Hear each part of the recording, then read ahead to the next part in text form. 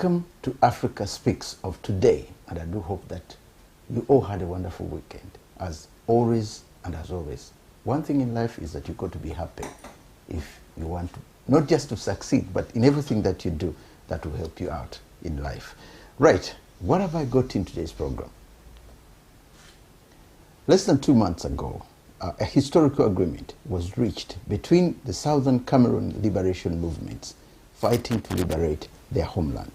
This is commonly known as Southern Cameroon, commonly known as Ambazonia.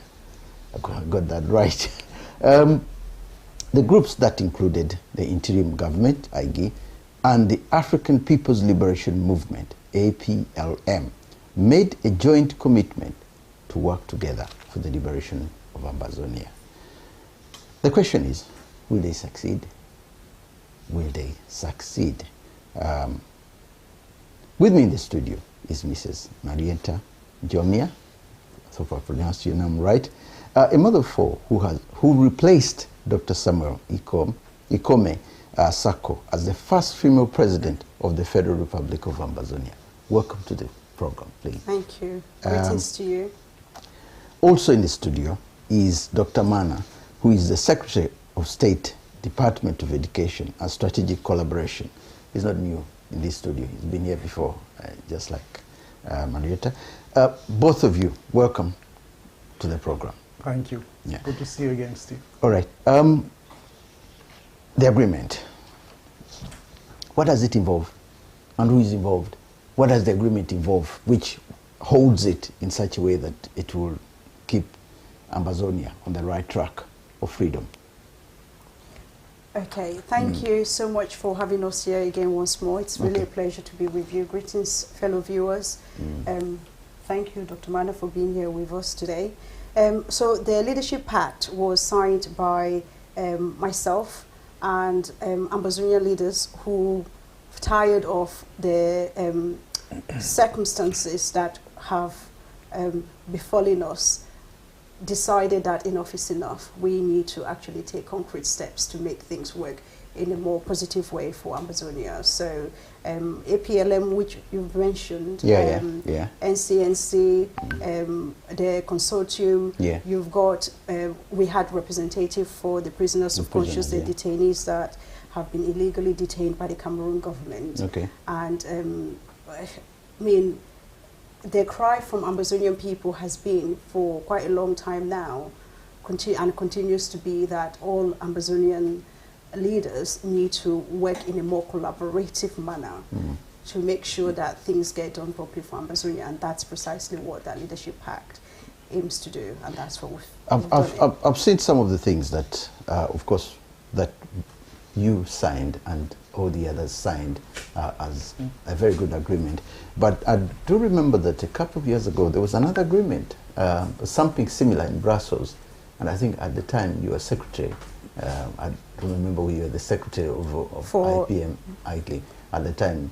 Education. The education Deputy at the time. Secretary of Education. Yeah. There was something similar, and the thing is they come up, you sign them up, everything goes right, and then suddenly everything goes quiet, and then you don't hear anything afterwards in terms of continuity.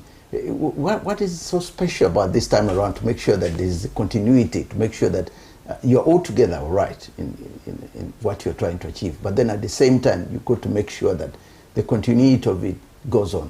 Doctor? I think the difference this time is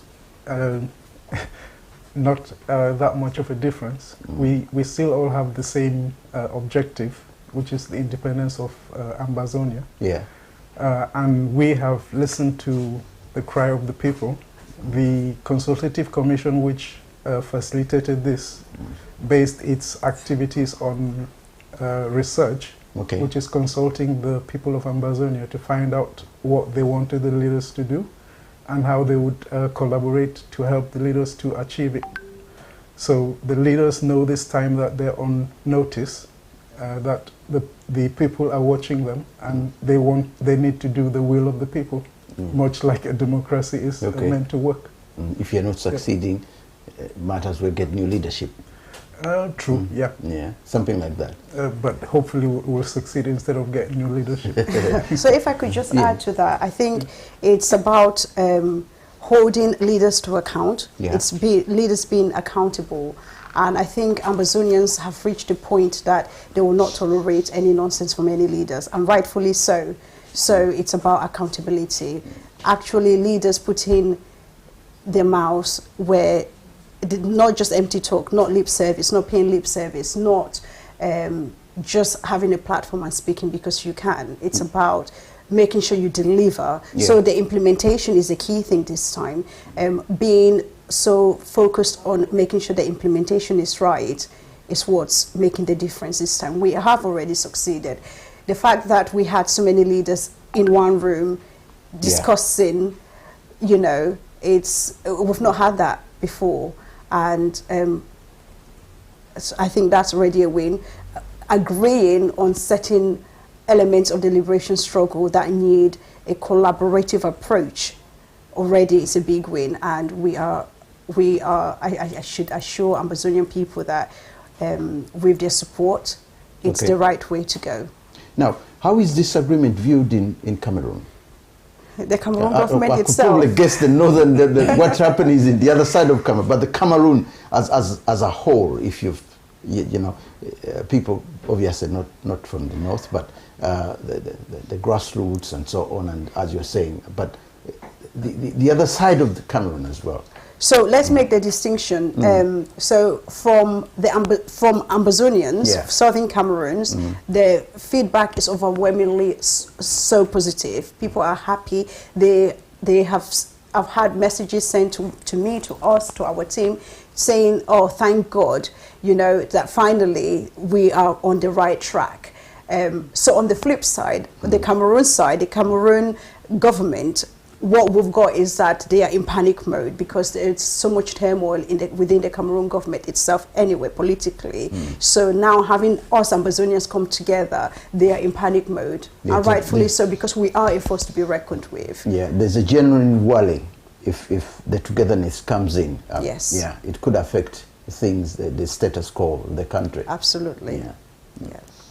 Now, among other things that I saw in this pact agreement, if I can read here, is to ensure that we work in Senegal with the stakeholders in coordination and to agree on the common standards for the liberation struggle before, during, and after the transition to a free and independent homeland.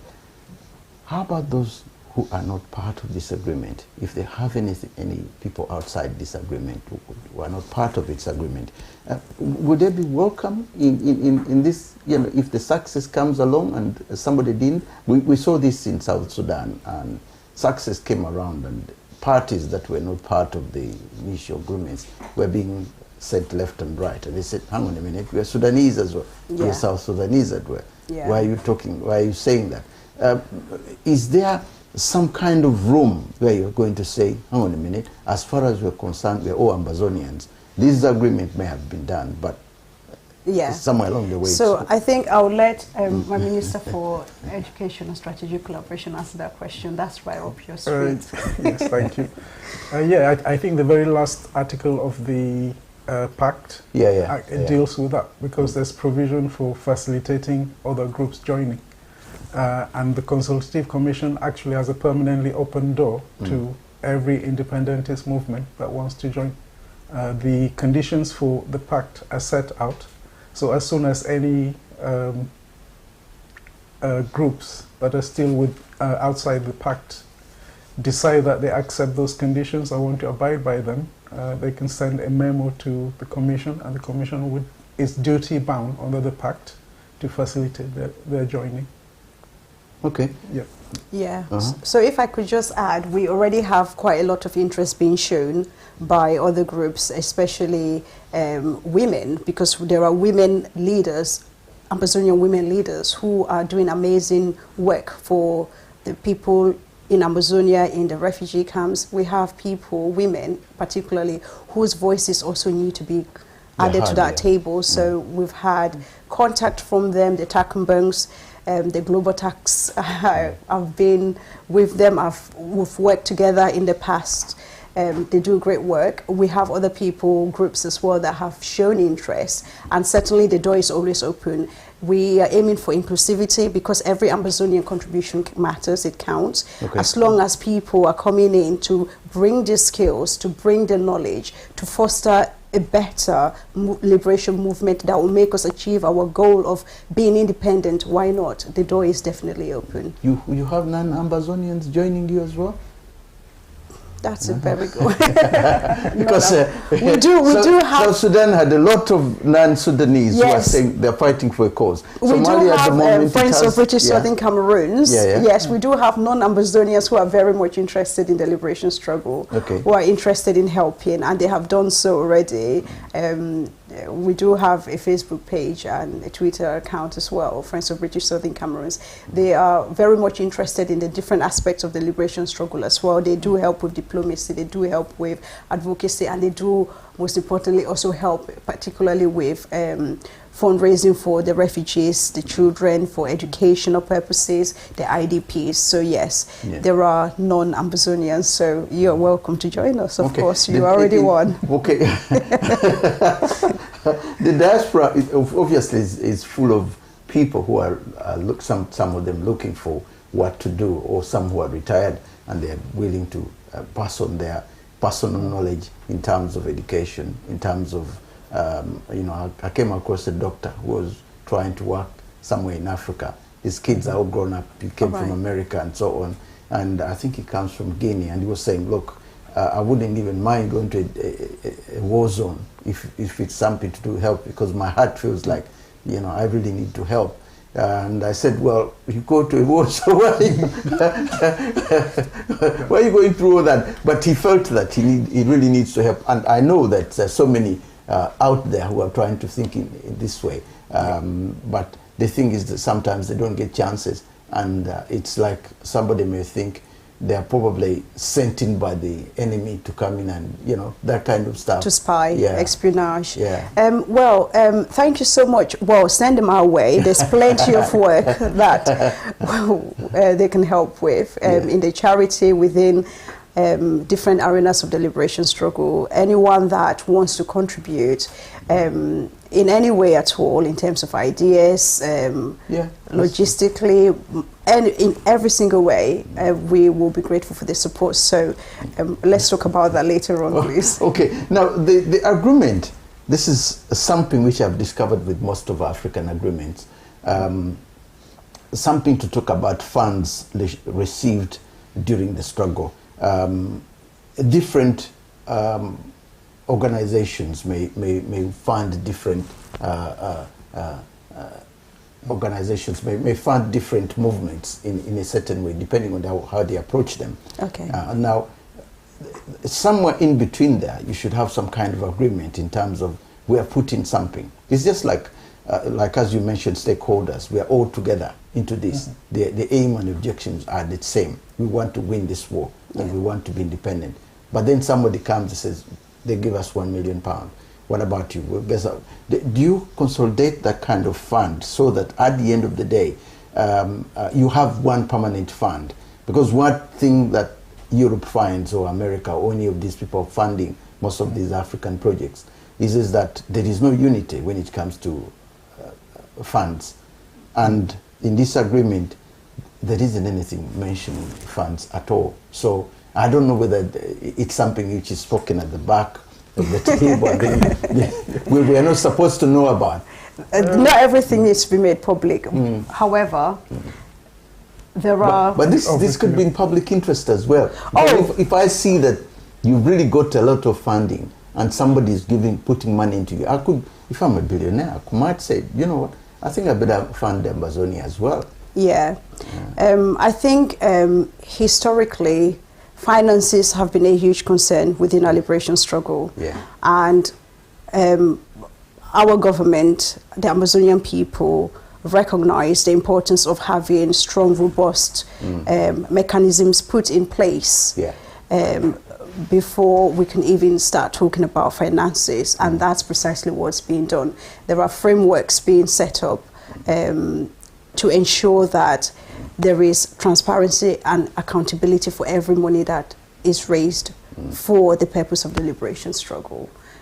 Because building trust is very important. It is. No one will want to give you their money, their hard-earned cash. Let's face it, it's not, money doesn't just fall from the trees. No, it doesn't. People work hard for it. So if you want people to give you their money, we need to prove, we need to gain their trust that the money will be put to good use. Because I remember when we went to that fundraising. Yes, the cultural festival. The cultural festival. Yes. And quite a large sum of money was raised. That's right. And I took the doctor aside, who was then president, Sako. I took him aside and we were chatting and I was trying to interview him. But okay, the interview didn't go. He was busy and there was quite a lot going on. But one of the things that I put forward in front of him was that, listen, a lot of responsibility comes with such an amount of money that has been raised tonight here. And I wonder whether really you have the skilled manpower to deal with the accountability. And he said, oh, no problem. I said, yeah, but if you get somebody, because my suggestion at the time was get an outsider. If you get an outsider who is not an insider, won't probably be influenced so much with that, because that's been the biggest problem Africa has had. I don't know, now you're in government, the two of you. Is there any of that in mind that I can be one of your financial... you could join the team and come audit the account. Auditing is very important, actually. Yes, and thank you for the offer. Why not? They give you your millions, I handle them. Oh my goodness. Just on a serious note anyway. You touch a really strong point there, because that's what hurt a lot of Ambazonian people in the past over these years, where we have contributed so much of our money and we haven't necessarily seen the fruits of that. We've not seen what's happened. I could see it on that day. I could see what was going on that day. The way people were talking in silences here, the way people were, and then eventually when I tried to do an interview and I was denied the interview because that is the first question I asked.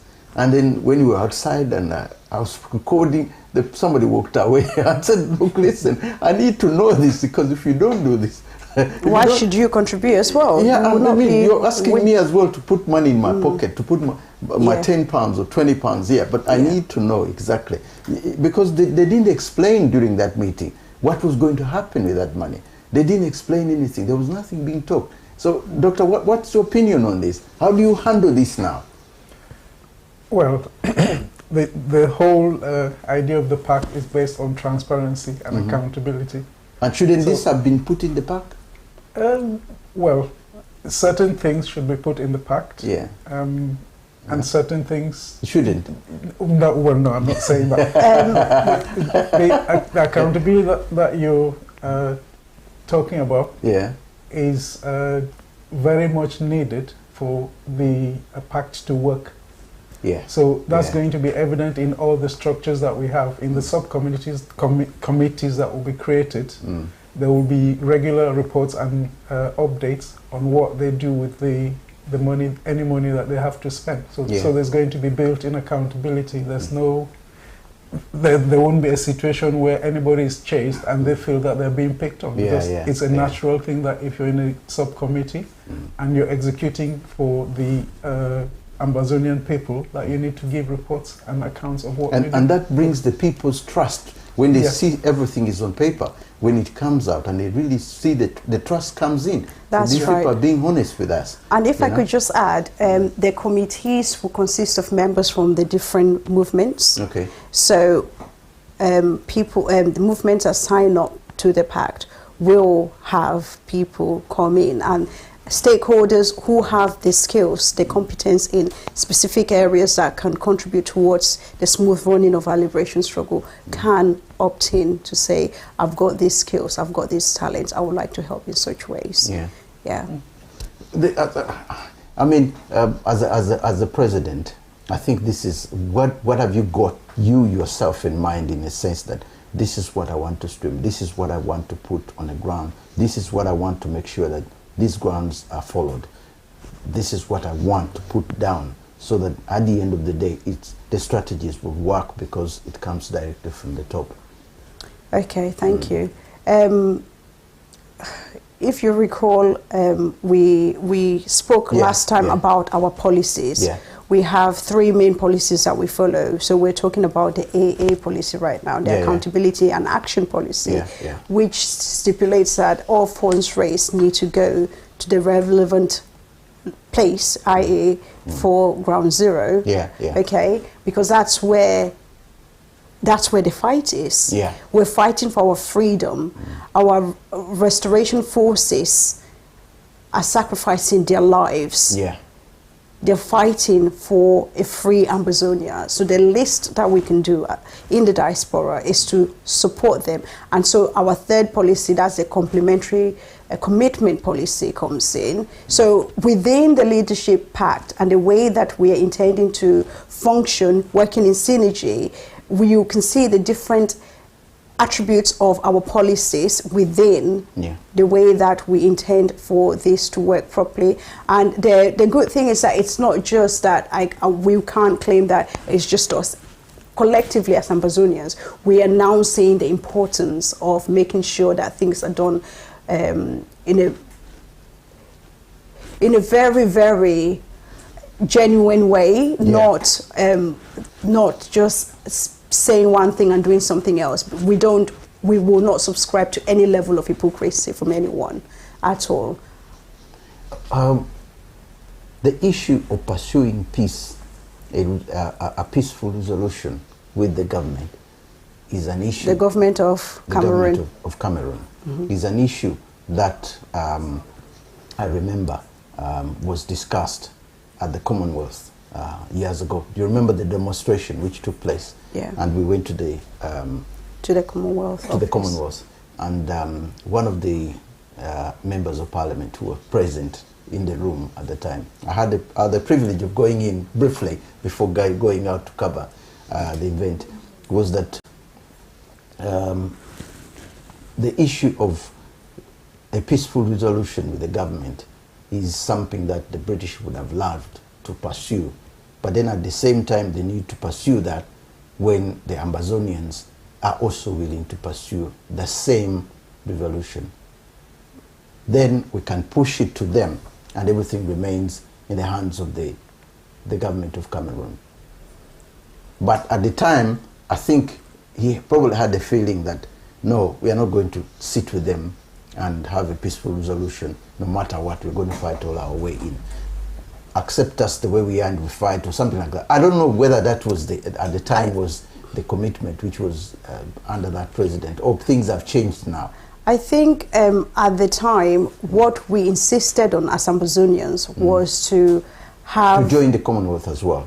Remember, I think that was there. That was part of Well, first we were campaigning for the Cameroon government to be taken out of the Commonwealth because of the atrocities, genocidal atrocities that they're causing on the people of Ambazonia. Okay, so we were making a point to the Commonwealth that the Cameroon government should be expelled from there because they can't be carrying out genocidal acts and war crimes and they're being part of it. And then the second point is that even at that time, if Cameroon government had the integrity to actually come to the table, to the negotiation table genuinely, Ambazonians would have welcomed that as long as it was within the remit of a third party. So third parties to oversee those talks. Do you understand? However, at the time, what the Cameroon government was talking about was national dialogue, which was just a facade. It wasn't. It was to try and pacify Ambazonians to want to accept some special status or some still second-class level of citizenship, which is not acceptable. We had gone already beyond that point because. At the start, Ambazonians wanted to just sit down as even just Cameroonians, to be fair. However, the line was crossed when the Cameroon government, instead of actually sitting down with the lawyers and the teachers who went out on that protest, they mocked these professionals, taunted them on the street, kicked them, pushed them, got dust on them. And then when our parents, grandmothers went out with peace plans to protest peacefully, they used, and the American government better be listening to this, they used resources that the American government, the USA, had given them to fight Boko Haram in the north. Yeah. They used those helicopters to fire live bullets at the protesters.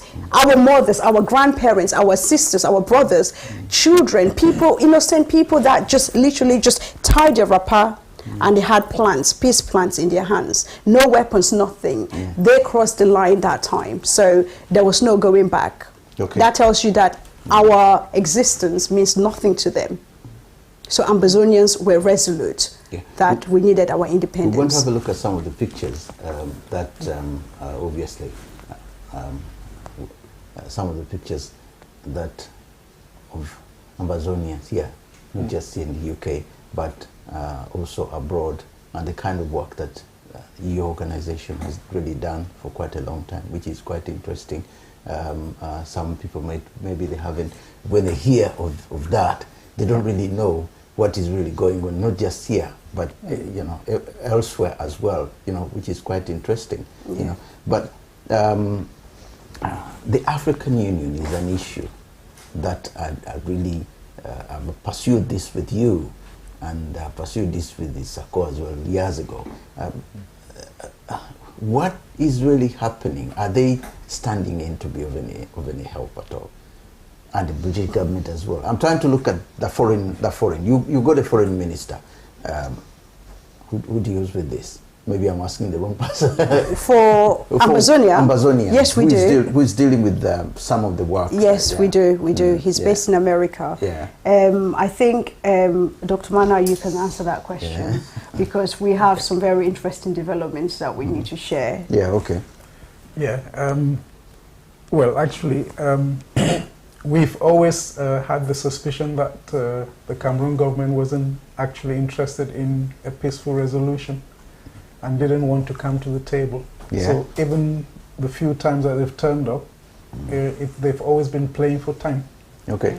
So what they actually hope is that if they just wait, they will outwait us and the momentum will die down and the struggle will cease. Yeah. And that's not the case because the more they've done that, the more resilient we've been. Okay. And it's actually now coming out from the international community, some of the things that they were doing in the background to try and encourage a peaceful settlement that the Cameroon government did not engage in. You'll probably find out anyway if you just search about the former South African President Thabo Mbeki. In a recent interview, he talked about the forum of former heads of states of the AU trying to intervene and setting up a mission or causing one to be sent by the African Commission to Yaoundé. And the official who was sent there was received with a red carpet treatment. Okay. And so somebody in the know in the commission, as soon as they saw that, knew that the mission was dead. Oh, really? Because every time, well, that's a tactic of the Cameroon government, that they make the visitor more important than the actual objective. So as soon as they were received as a very important person on the red carpet and awarded some order of merit, you know that there's nothing more coming from it. Because the story becomes about them visiting rather than anything they came to do. Okay, I was talking to a journalist with the Al Jazeera, and there was another journalist as well who covers Africa, another one from the BBC as well. And the issue of Ambazonia came about. We were discussing something else, but that came about. And when it came about, he said, look, I think everything depends on the way you sell yourself. Because the way, like I mentioned, Southern Sudan were everywhere, were in everybody's faces at the time when you were fighting for liberation from Northern Sudan. They were on everybody's faces. Where they were getting the money, we don't know. But they were everywhere, in a sense, until such a time that Northern Sudan had no choice, because the rest of the world were saying, hey, hang on a minute, you either do this or we walk away from you. Now, I don't know whether a similar issue on campaigns can be done with the Ambazonians to do something similar on a huge scale. Yeah. Go for it. Yeah, we are learning all the time. And actually, personally, I think this time that we've passed has been very useful for us to learn what to do. Because I have to be honest and say, when this latest phase of the liberation struggle started, we knew nothing. And so I gladly hold my hands up and say we made errors. Everybody who knows nothing makes errors. We knew nothing, and now we know a bit more. And we're finding out that even though we thought we didn't have any sympathy, we did have sympathy, because there were people in the background trying to intervene on our behalf and solve the problem. Sometimes they thought of it as an internal problem that could be solved within Cameroon. But Nigeria was saying the same thing, actually, as you were saying, that this is an internal problem that Cameroon can that's what they were saying. And actually, maybe it's fate, because suppose Cameroon had said, let's solve it that way, then we would have had a lot of people say, go back and talk together, it's an internal problem. Instead, they decided not to engage. So it's now clear to everybody that actually it's not an internal problem. We're not compatible, because they're not actually even interested. Even when, within a space of 2 weeks, a couple of years back, 2 school children were killed in Bamenda and Boya within a space of 2 weeks. I mean, in what country in the world would that happen? So somebody was shot, a child who was going to kindergarten was shot in Boya by one of the militias. I mean, in what country would you expect checkpoints on school-run traffic? Never mind that somebody's firing live rounds from it to kill the child. Getting people with experience, talking to people with experience. We're used to this as Africans. You get the elders, you get people who have been through that kind of environment. The Sudanese, for example, or those ones in other parts. Angola never went through much of that, but Mozambique. Getting some of those old people to come in, and I would think President Chisano has been involved in so many of these African events, African affairs, and has been very successful to a certain extent. Is that thing, is it existing there, Mr. President or Miss President?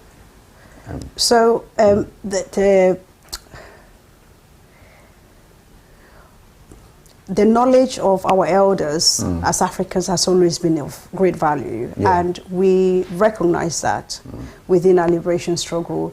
Yes, we have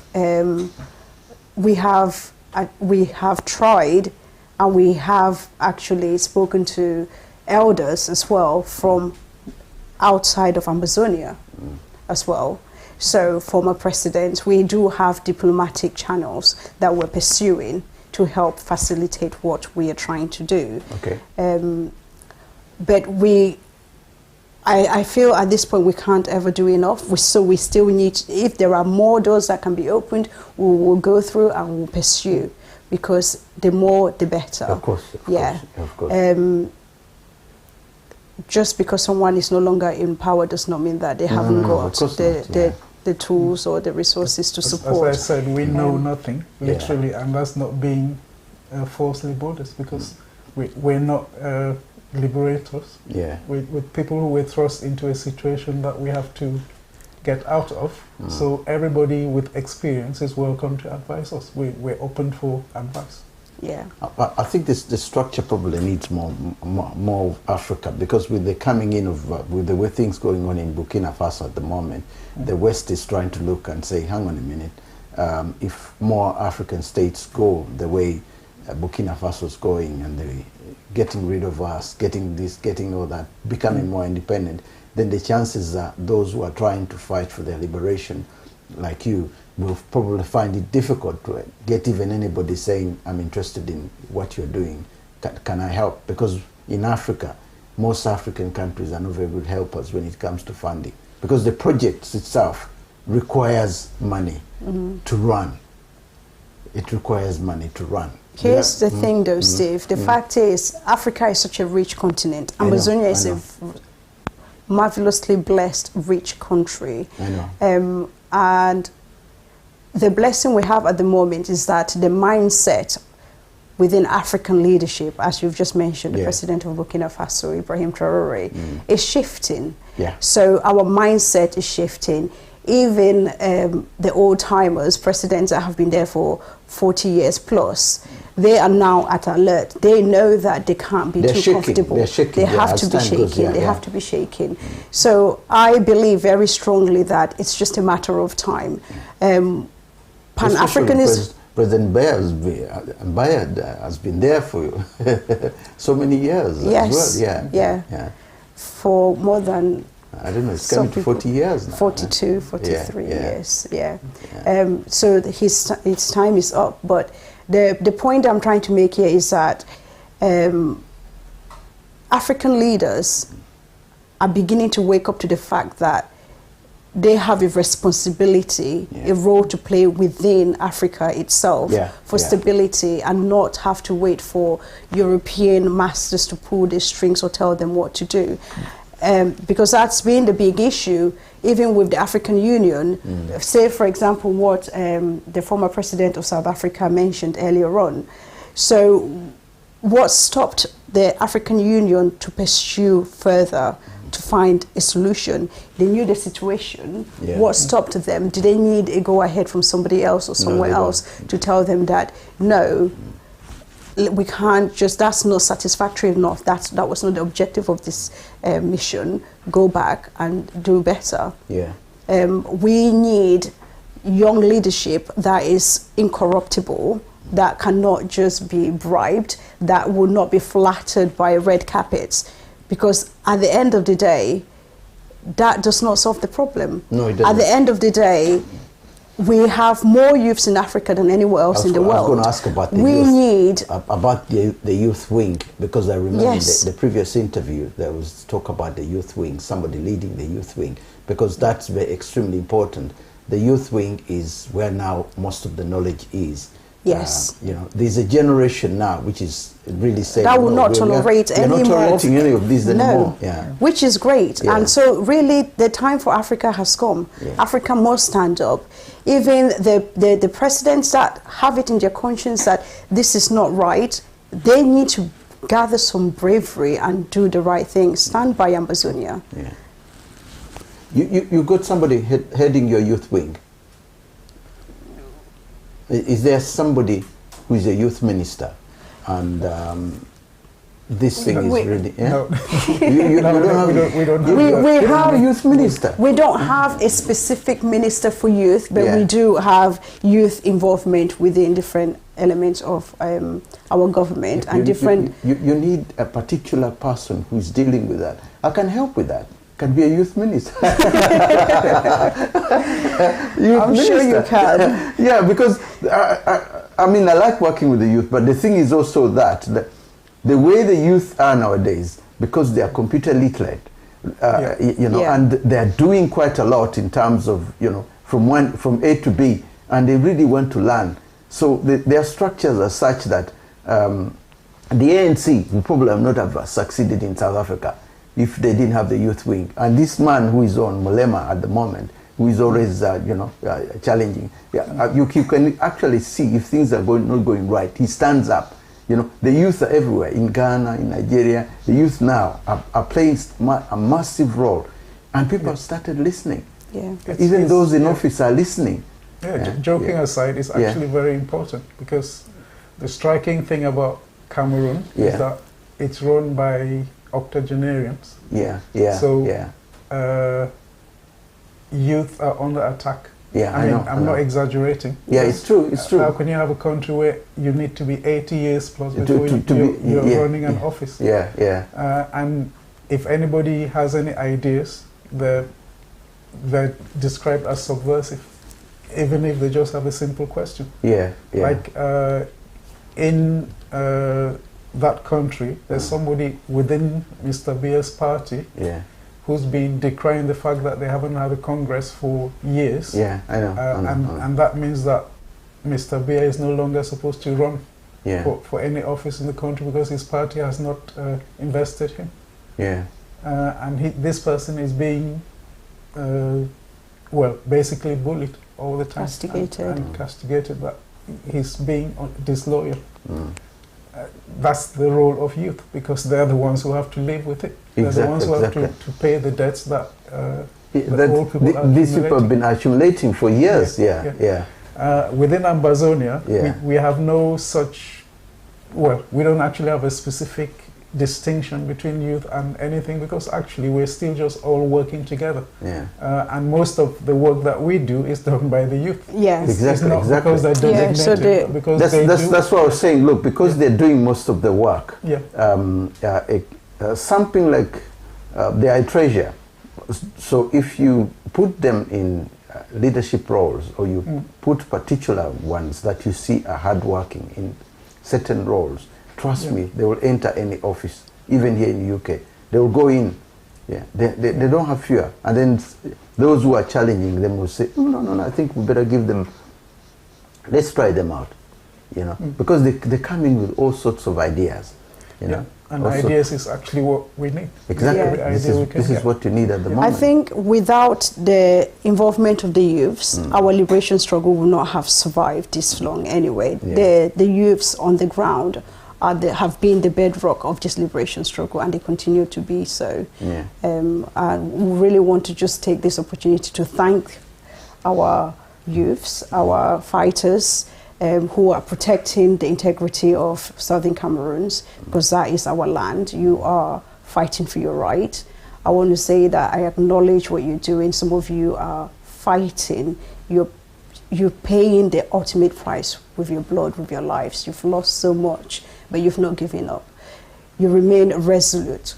Well, I want to thank you from the bottom of my heart for everything that you're doing.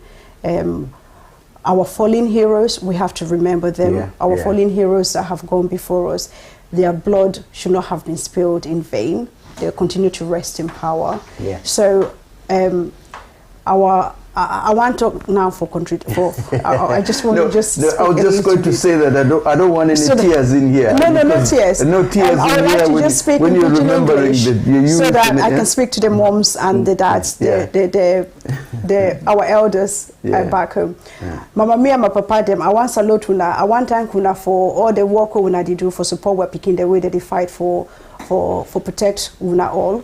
May una continue that good work una they do. My brothers, and my sister, them too, because some strong women they there amongst una we una they fight, una they hold La Republic them for their canals. I want thank una for wait we una they do. I know say sometimes a day where una no get even the money for even help una self find, but una they so manage. I want thank una say more una no give up, more una continue for fight, more fight, because our country be so valuable, it be worth fighting for. So all thing we una they do. Papa God dey look we, he dey give una strength. Make una no give up. Now in our country, now we are country. So we get for defend that country. No be in La Republic country. They will come there and next week, they no one come out because of all the good thing we get for our land. So more una continue for fight. Una look out una brothers them, una look out una sisters them. And the picking the two, they be we are future for Ambazonia. They be the future doctors, the engineers them. The carpenters, them people, the way all we get for come together for build Ambazonia. So I thank una so much. Thank you. For we are civil leaders, them for down there, for down that side. I want just beg una say una know the real situation. Make una know just here which way La Republic they do, whether they give una which kind of small money for sardines or wait I don't know, but. Your land, even for Bible, people that they fight because of land. We are land, now we are treasure. Make una not just make our land go anyhow because for some more money we probably had to give una or a government minister that they can't bribe una. All we achieve them. I know say una there for some tight corner they talk for una so now I be una pikin, una sister, my wait till you want come here, I no care. I want some more una look inside una heart. More really think, wait till the ancestors they will think for their behavior where they you did just when some of una did just weaken for follow anything where La Republic they tell una some will do. Wanna be the wanna be given the duty for look after where people them. Wanna they perform that duty the way that the ancestors them bestow that for that responsibility for una. Answer me. Time don't woke up. More na woke up from that sleep. I beg una. My chiefs them. Will not be chiefs for no reason. Oh, will be chief na big responsibility. Now una duty for look out where people them. Not before make them suffer again because La Republic want and so. La Republic they be strangers them for where land. I beg. Una do the job where make where ancestors them make them know woke up hala una make them proud. Sons and daughters of Ambazonia, wake up, rise up, fight for our land. It is our country. I am pleading with you. Please do the right things. Yeah. Thank you. The political side of the politician has finally comes out. I thought I'm sorry if I'm laughing. I'm sorry I wasn't speaking in English. No, I can translate don't for worry you. about it. I can hear the language. Okay. I can hear the language. I can understand what you're trying to say. And I see how passionate you are now. There was always that element, that the passion side of it. That's why I said, look, we don't want tears in here, because at the end of the day, I've seen it many times. Someone comes up, is so passionate about something that, but it was good because the message will go across, and obviously they're hearing it from you. It is something that I'm 100% sure it will go across, obviously. But it's good. You have something on your heart, get it out. Yes, I do. I have a lot in my heart that's troubling me. I know. I know. But we will never give up. Ambazonia will win this fight. We are already winning. Yeah. 8 years La Republic is struggling. Yeah. It's our land. It's our God-given right to protect it. I want to talk about the charity. I want to talk about the charity. Yes. You started the charity. Yes, I did. Several charities over there that are doing enormous work for the people, and unrecognizable, obviously, from the outside world. We rarely get to hear about them, except even the day when you mentioned it. Even on the day when we're doing the fundraising, nobody was mentioning that we should actually send some money to charities back home that are helping. Everything, the whole focus was always on raising the money. Then when the question was coming in of where the money is going, nobody was, But the thing is it's in itself. I wonder whether the producer has that video of the lady. All right. So yes, I think that video is of the work that's been carried out by our Health and Social Services Department, my Justice Department, within the interim government, where we look at elevating the suffering of the refugees, the IDPs. So we are carrying out sustainable projects for... Does the UN help? UN Agency for the Refugees? Steve, I'm telling you. Do you know that Ambazonian refugees in Nigeria or Ghana have no stipends anymore? Last time I came to you, they were getting the equivalent of $5 per month. Right now, they have nothing. It's been cut out. Why? That's a good question. There's still limited funding. But would they do that to European refugees or Eastern European refugees? I don't think they would. But then again, I think it's because maybe Africa contributes less to the UN Commission for Africa contributes a whole lot. The diamonds, the resources that they extort from Africa, that is more than any other continent contributes. So that blame should go to the leaders. That's a different debate. Yes, it is a different debate. And that debate should go to the leaders, because I've always been saying it is the leaders who have the biggest. That's why Ibrahim Traoré comes up and he says something, and we can all see. But our leaders themselves don't. Because they've been blinded for so many years. They're blinded with the money and everything. They don't come out for that. But that's what. If the refugee structure is that way, then it falls back onto you to look for the money to help. Yeah. So I think we can see what. Yeah. Some of the. Because it's really hard work, and if it's in that sort of format, then over here, another thing that can be possible is if you knock on doors, see people down here, see those, I mean, the government's limited here with the giving funds, but there are so many private organizations that one can visit and say, this is what I'm doing for this. This is what I'm doing for this. Can you please help? That's Even right. churches, sometimes they pull out their checks to help. So I think that's one area that you should be looking at, and leave the UNA alone, because. Okay, thank you. So that at least the help doesn't come from one area. It comes from all the areas. It comes from all the areas, and I think that's one of the things that. Part of your government as well to try and do. We are. Yeah. We are. But we need to do more. We need more hands on deck. Yeah. That's the truth. Yeah. There's so much more that needs to be done. But on a good note,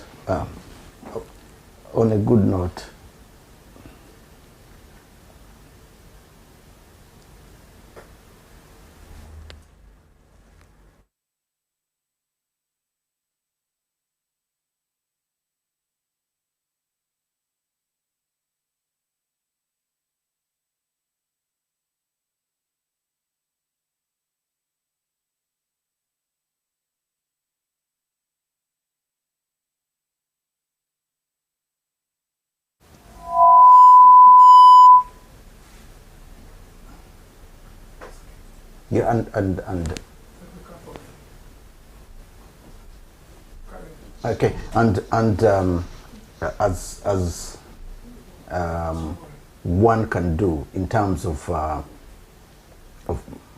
looking for help, and in terms of saying, okay, the realism is that you can send somebody there. I know somebody who has been successful in coming here and says, look, don't give me the money. Come with me, and you see what's on the ground. So that when someone comes and he sees or sends somebody, we're willing to give anybody money to come and stay and see exactly what we're doing. And this has been successful in Uganda in certain projects, and even in Kenya, because a person comes back here and gives a very, very good report and say, this is exactly what happened. This is exactly what is happening on the ground. So that someone is going to get his money and puts it out. Thank you, Mama. So what you want to support with the center. This the thing when you send up, you don't make the work we run the work we run and not reach one hour. We work like this because our mother, our sister, we don't send us.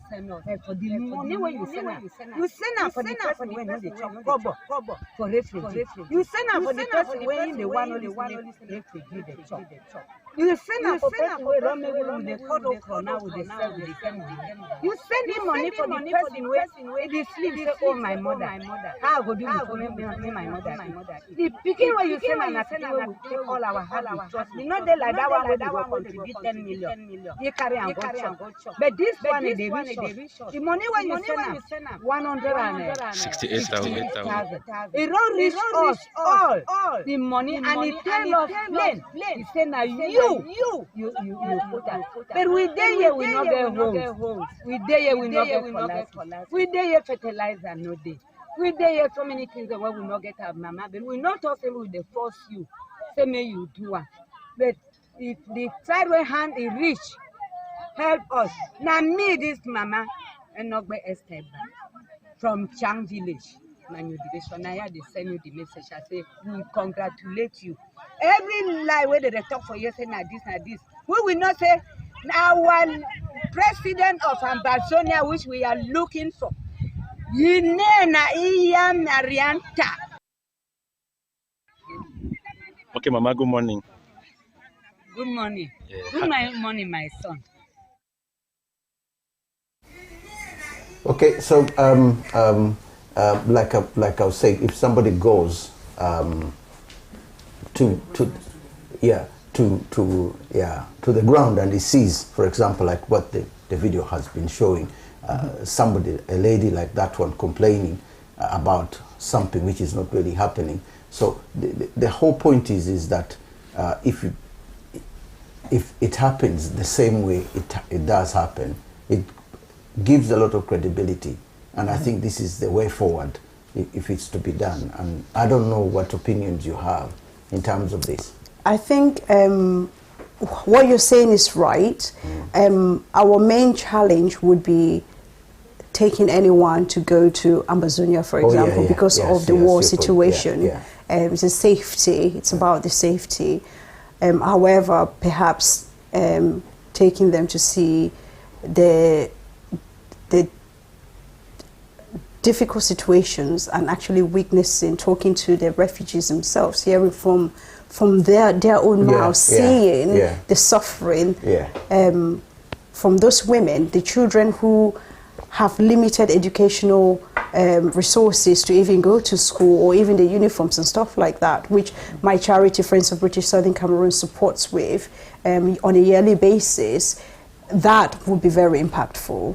But in terms of security, safety reasons, perhaps a non-Ambazonian could travel there by themselves, but it will not be prudent for, I get your some point, people to go to Ambazonia with them, or not be safe. Absolutely, I buy that, because seeing is believing. I mean, when you see things and experience them for yourself, it's different from reading it on paper. That experience just has so much gravitas. Okay. Now, how do you see the future of Ambazonia as a whole? Because the way we look at it, we as outsiders, we can see it in a different format. And you, the Ambazonian, can see it in a different format. Because I remember when Idi Amin was in office, the whole world was watching and saying, there's nothing we can do to help Ugandans. Until maybe God decides to take Idi Amin away. But somewhere along the way, plans were done, and as plans went on, eventually he was, of course, overthrown. But the thing is you as Ambazonians, you are seeing what's going on the ground. You are seeing what's going on. You are actually living the fight itself. You are living in it, despite the fact that you're not on the ground. Now, how does tomorrow look like?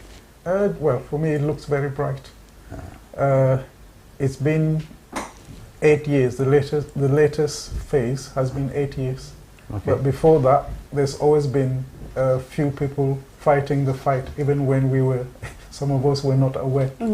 But this last intense bit of 8 years has basically shown us that we can survive. We have resilience. Okay. We have optimism. Our people believe in their freedom, and that's why every week they stay at home on Mondays to demand their freedom, to stop cooperating with the oppression of La République du Cameroun. And so, in spite of all the difficulties and the overwhelming odds, we've survived for 8 years. Okay. The internal fights are no longer existing anymore. I think what maybe we've not actually told you is that even on the ground where the boys are, before, because of the differences within diasporans. There was some confusion on the ground at times, and that led to some infighting within the boys. All of that has come to an end. In fact, the fighters on the ground were the first to start uniting. Okay. So they've ironed out their differences. Of course, like any family, you still have one or two arguments from time to time, right? But our fighters, the Ambazonian Restoration Forces, are very much united. They are overwhelmed. I've had messages to say how pleased they are that this leadership pact has been signed. I want to say that this leadership pact that we have signed, yes, it is a promising start. However, collectively as Ambazonians, as leaders, we need to sustain the effort. We need to do strategic diplomacy, because that's actually essential for us to achieve our goal, the aspirations of having a free and sovereign Ambazonia. That's been our dream. Yes, we see a very bright future for Ambazonia. Ambazonians are educated, we are talented, we are found in all parts of the world. And when it comes to nation building, I am counting and I'm positive that a lot of Ambazonians will be ready to go home and build our nation the way that we want it. We want to have schools that are functional. We want to have nurses, doctors, hospitals that are thriving, that show the first class care the way that we expect. We want our children from nursery or kindergarten to be given the opportunities to develop, to feel free. We want a future where Ambazonians that have gone through this trauma, because we will have, obviously, sadly, have PTSD, we need strong counseling services, you know, to make sure that we have a young, healthy, thriving citizenship, because that's very important. And I also want to add by saying that we've seen examples already from other countries that have gone through this already, right? We are learning from their mistakes and some of the good things that they have done. If we take South Sudan, for example, they were already putting structures in place before they got their independence. Exactly. I know. So that is the same thing that Ambazonia, we need to learn. We need to take a leaf from their book. We need to have the strong institutions and ensure stability when we actually reach that line of gaining that independence. And I want to start, or I want to actually just leave some thoughts with our people. When we talk about independence or freedom, it starts first from the mind. From the mind, We will not wait for someone to say, oh, announce it, you are free. We need to seize our freedom. I know. It's our freedom to seize. And yes, collectively, we need to show as a people that we are strong. We need to intensify our internal governance, and that's what this leadership pact seeks to actually portray. And the way forward for us Ambazonians. We're running out of time. We are indeed. The way forward is for us to just... a politician a microphone. they can't. They don't want to leave it here. Yeah. So I just want to say that it is the responsibility of all Ambazonians to make sure that they play their part. Everybody has a role to play. Do not ever underestimate what you can do for the liberation struggle. So collectively, we will continue to fight and gain our independence and sovereignty. Have you got something to say? We've got, I think, 2 seconds or 3 seconds. Just to echo what my president said. There are rich rewards waiting for us all. All we need to do is reach out and grab them. It is our country. We deserve it. It's our possession. We need to benefit from it. Okay. Thank you both of you for coming, and I just wish you a successful fight, or a successful end of the struggle, so that you can live in peace. I just want to say thank you for viewing us, and I hope we'll be together again next week for another edition of Africa Speaks. Thanks, and God bless you all.